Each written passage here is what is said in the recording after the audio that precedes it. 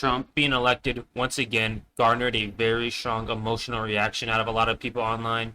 Whenever Trump's name in general is brought up in any conversation, doesn't matter the topic or subject, it's like 10 Hiroshimas happened. It's like saying Voldemort's name out loud. Trump just evokes a lot of emotion. Like, this past week alone has been wild. Ever since the inauguration of Donald Trump, which in itself was a huge meme, the online space has been a toxic wasteland. I guess it's always been like that, but it's just more toxic.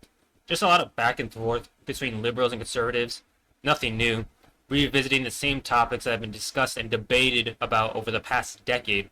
I think everyone is still in shock and denial over Trump winning the election, at least people on the left. One thing that was for some reason a surprise for a lot of people on the left is the amount of support the younger generation, Gen Z, had for Trump in this election, specifically Gen Z men.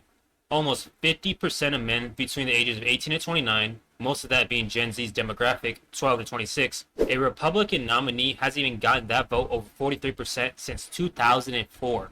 When you compare that to 2016, when Trump was first elected, only 36% of the 18 to 29 vote was for Trump. Same for 2020. So, what has changed over the last 4 years that's made younger men significantly more conservative?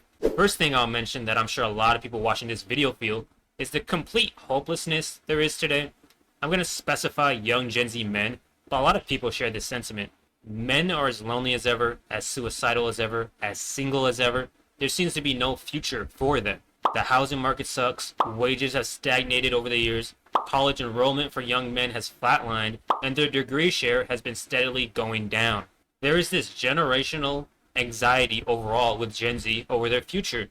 And when societal expectations make it seem like you have to have your life put together by 25, and social media makes it seem like everyone has their life together, young men just feel this despair that they are far behind in life. So what has this despair made a lot of young men do? Look at other sources for answers, specifically online and the government. Now, this is where I think the left messes up when it comes to young men. I'm not saying society should bend over backwards for young men, but keep them in mind. Because a lot of the issues that the left highlights in today's society and focus on are a lot of things Gen Z men just don't significantly care about. I think things like trans rights, LGBT issues, and etc. are important, especially for the people it actually affects, but there's this huge miscalculation of the importance of these issues to a lot of people, especially voters.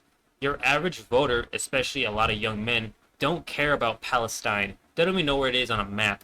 It could be a suburb in Chicago for all they care. Do you want to know what they do care about? The economy, because the economy isn't doing too well.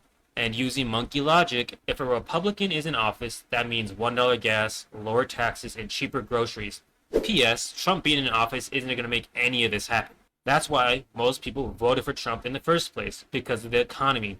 The left just focuses so much on the morality side of things, which isn't a terrible thing, but when going against people on the right, it makes them look out of touch. Conservatives preach things that a lot of younger men are attracted to or just don't have. Family values, marriage, babies, lower taxes, more personal freedom, a better economy. Even though a lot of people on the right's actions go against these things that they preach, especially politicians on the right, they're the only ones saying it. I think the pandemic is the catalyst for all of this because everyone was kind of forced to isolate themselves and all people had was time online. And Gen Z men are as lonely as ever, and the pandemic just isolated them further. What rose with the pandemic was the rise of people with microphones, podcasters, because it does not take that much money or effort to just yap online, kind of like what I'm doing right now. And one type of content that grew massively from this was red pill content. To summarize the red pill, even though everyone who's watching this video probably has a decent understanding of it, the red pill is pretty much described as a way for men to escape the matrix, not to conform to liberal society. It's advertised as self-improvement for men, how to make money, attract women, and how to be a high-value man.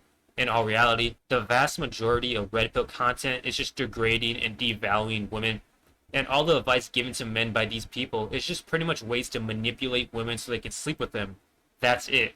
As you can tell, I'm not the biggest fan of that type of content, but I can still understand how a lot of Gen Z men fell in love with it. You need to understand this. When the pandemic first occurred, it created a space online in which Gen Z men needed to be filled. A space in which Gen Z men could feel like they're being heard, for their problems to be addressed and taken seriously. And a lot of people on the left, especially on social media apps that tend to lean left like TikTok, didn't want to hear them. Not only that, there was a lot of downplaying of young men's issues today. Like I mentioned earlier, when men complain that they're as single as ever, as suicidal as ever, as lonely as ever, instead of these problems ever being acknowledged by people on the left, they instead ignored them. Or even worse, say that these problems aren't that big of a deal because you're a white man and have so much privilege in this world. And guess what? When no one on the left wants to listen to them, who do you think they turn to? People on the right. That is why Andrew Tate, Fresh and Fit, Joe Rogan, and the whole manosphere space as a whole became so popular in such a short amount of time. Because they were willing to listen to young men's problems. They were the only people talking to young men, offering advice, and not blaming them for everything. Now, personally, I don't think these people did this in good faith. I find most of these content creators to be huge grifters and are just preying on men's insecurities to fill their pockets, but for a lot of Gen Z men, being heard was enough. And you may ask, why does the left tend to ignore Gen Z men, especially Gen Z white men? It's because of the huge focus on minorities, women, and people of LGBT.